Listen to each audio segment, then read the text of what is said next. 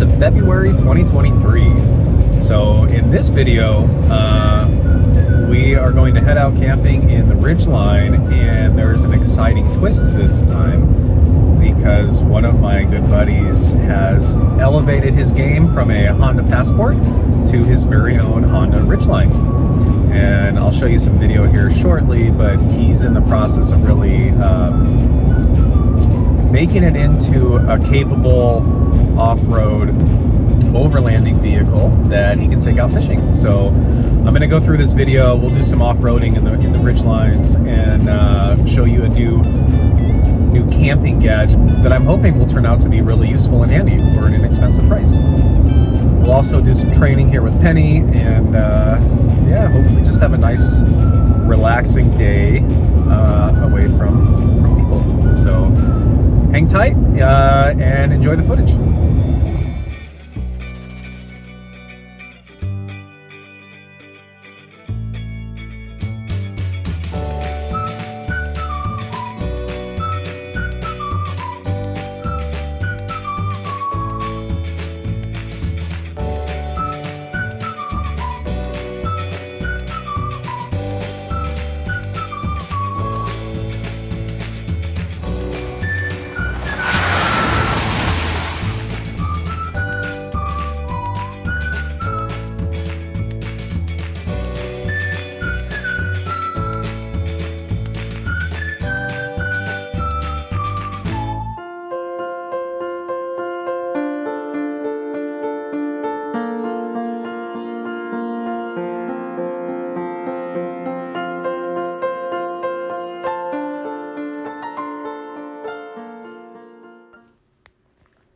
You know, even in clouds, the Jackery solar panels are efficient enough to get some solar wattage for inputting into the Jackery.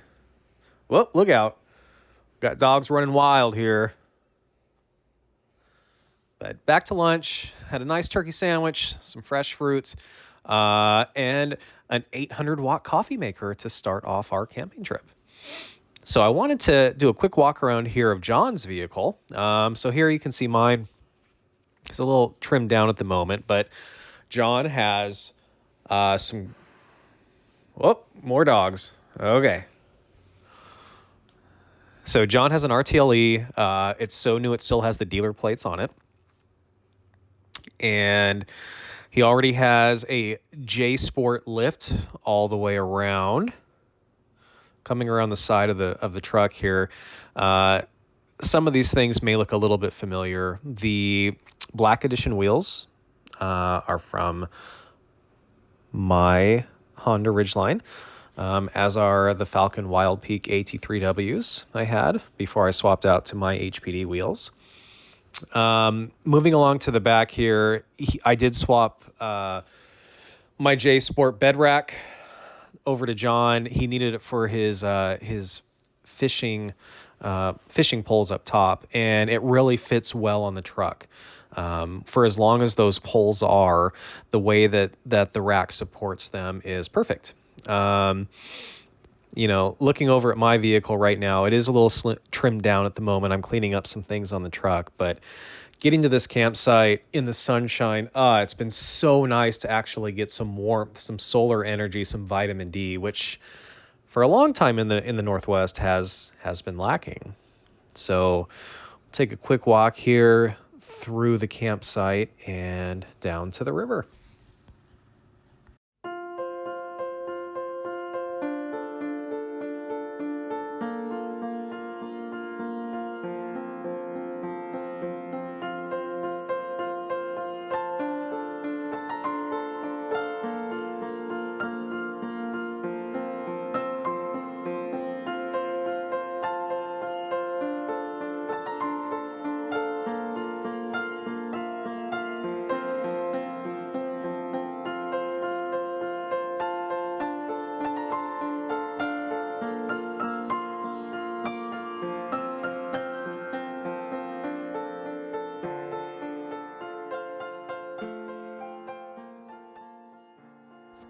We ended our night with a warm fire staring up into the stars.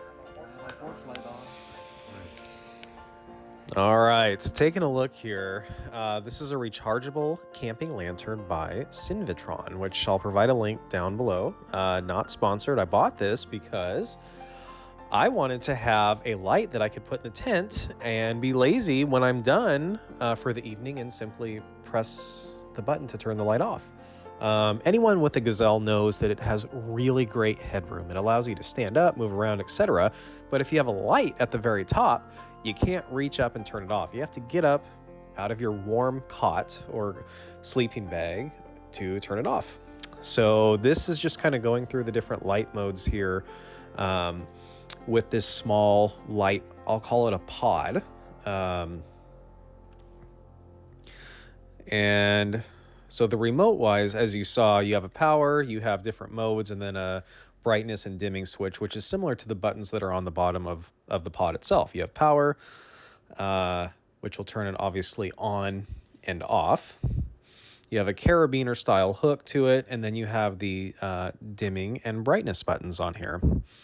So it's 5,200 milliamp hours, and it'll change to, you have a red light, obviously helpful with bugs. You have a dim light, and then a very bright light. So the remote is extremely responsive and works really well when the batteries are charged. So I just got this yesterday. Starting it out for the first time, it worked great. We have obviously the hook here. We have an output for a standard USB-A cord, and then the input is USB-C. Unfortunately, the battery in the remote began to die quickly, and it would only respond to the unit if it was within about 18 inches or so. So this didn't fully accomplish what I was hoping for, which is unfortunate. When the battery was full, it had about a 10 to 15 foot range.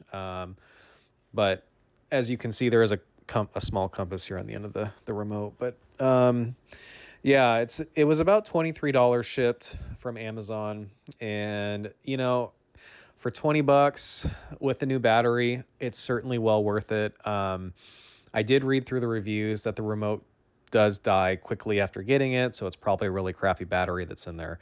The other cool thing, though, is if you buy additional lights, it uses the same frequency, so one remote will actually control all the different light pods that you have up. So you can see Penny here is all settled in for her nice warm evening in front of the heater, and then I'm about to hop into bed here with my heated blanket plugged into my Jackery 1000.